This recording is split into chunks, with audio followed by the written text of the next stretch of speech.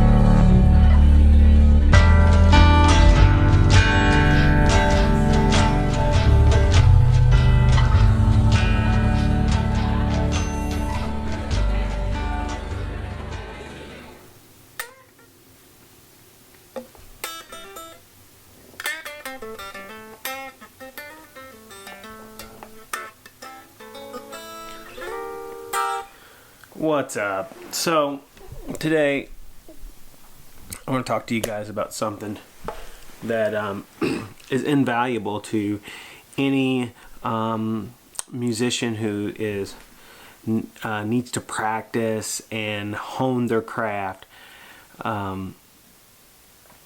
Anybody who needs the experience of playing music with other people, but maybe there's not other people around.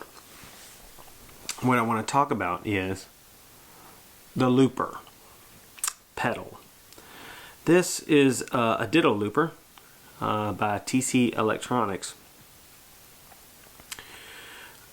It's not the best looper.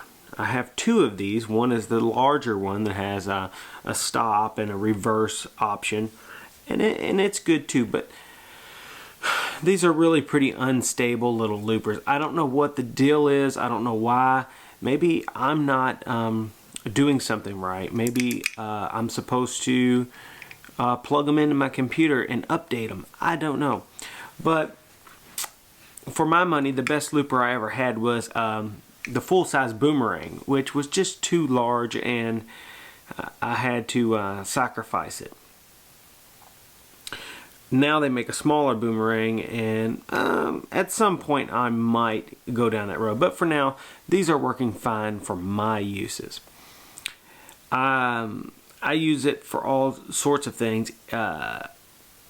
When I'm getting ready to do recordings and stuff, this is usually how I work out my guitar solos, by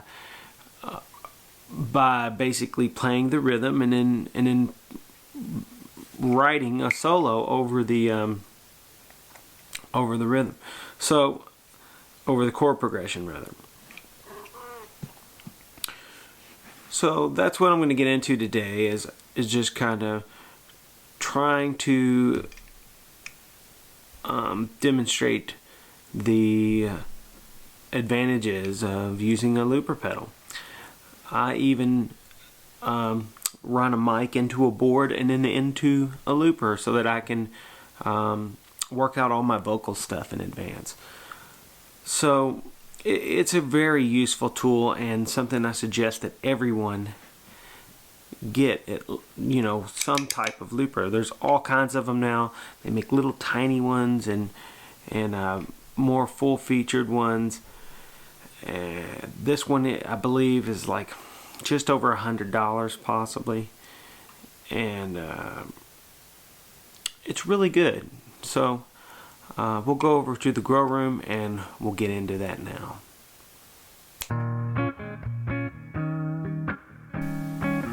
Some things you need to remember about looping. The first thing is the most important, which is the loop starts on the 1.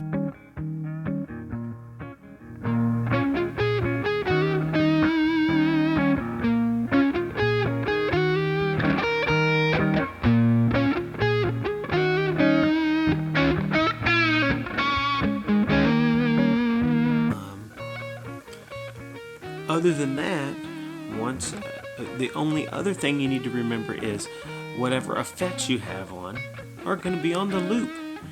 And if you have any effects post-loop, they won't be on the loop. So these are fairly simple things to consider. Also, when buying a looper, you may want to consider how long will it loop. Can you overdub infinitely? Do you have any undo options? Most of them do these days. So, honestly, all of them do these days. The first looper I ever had was on the Line 6 DL4, the big green delay pedal. I think it looped for like, 20 seconds at the most. So, I may have had one in a Boss pedal before. That was more of a hold function. It doesn't really count.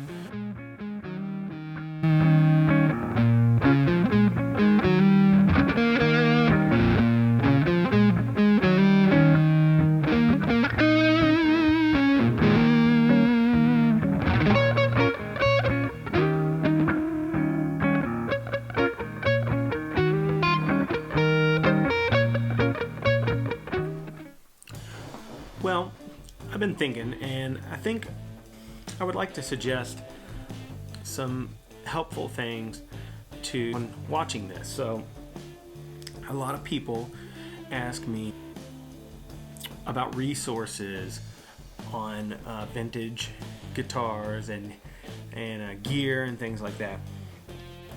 And there's many great resources, and I'm going to recommend some. The first of these must-have resource books is a book called The Blackguard Book by Nacho Banos, and it's a big book. It's expensive, and it is filled with awesome information about the Blackguard Telecaster and Telecasters in general. Everything from the specs on the knobs and the pick guards and the pickups and the paint and everything that you could possibly imagine. This book is long out of print, but you can still get it from Nacho if you contact him. Like I said, it is rather pricey, but it is worth the money. And as you can see, each one sports a serial number on the bridge plate, just like an old telly. And I believe these are the real serial numbers of actual Blackguard tellies. So, that said, I'm going to open it up and let you take a look inside. So we're going to change perspectives and do that. Alright, so here is the cover. Obviously, we've seen this. And as you can see here, it is hand signed to me, okay, by Nacho. Very cool, very cool. Some most awesome photography in here, and it goes through the history in quite a bit of detail, and it gets into everything from Bigsby and the first solid body guitars to early users, and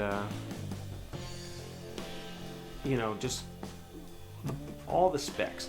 But when it really gets deep into the nitty-gritty, and really can help you get ultra familiar with the specs of early tellies. This is the type of obsessive nature that you have to live in the dangerous vintage guitar world, especially when it comes to Fender guitars. These things are incredibly dangerous to buy because they just come apart with a screwdriver. And a book like this is very important to have if you're bold enough to get involved in the vintage Telecaster world. I mean, as you can see, it is a very detailed book. And just kind of flipping through, some kind of a page marker there for some reason.